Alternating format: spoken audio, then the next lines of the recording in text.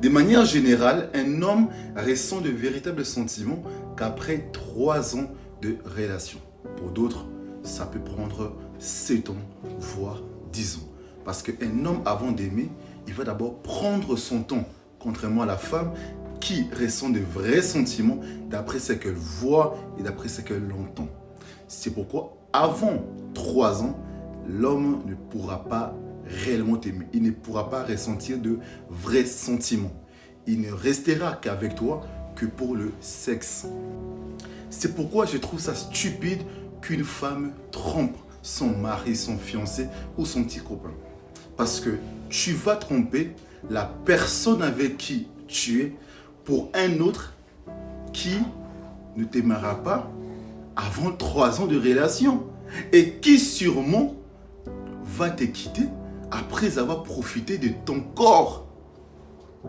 Puisque pour nous les hommes, ça prend énormément du temps avant d'accorder notre cœur à une femme. En fait, les femmes se disent, je vais tromper parce que l'autre est meilleur, parce que l'autre est plus beau, l'autre a de l'argent et l'autre va m'aimer. Mais c'est faux, puisque avant 3 ans, il ne pourra pas t'aimer. Ce n'est pas parce qu'il dépense son argent ou qu'il te dit des belles paroles que forcément il ressent quelque chose de profond.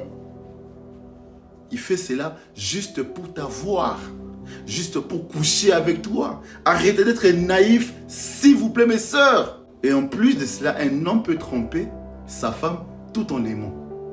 Parce qu'il ne trompe pas pour tomber amoureux. Il trompe juste à cause de son excitation sexuelle.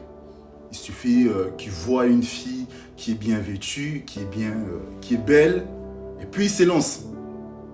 Ce n'est que des excitations, des émotions qui disparaissent au bout de quelques secondes, après avoir été comblées. Mais une femme ne trompe pas à cause de l'excitation sexuelle. Une femme, avant de tromper, elle doit d'abord créer un lien avec le trompeur.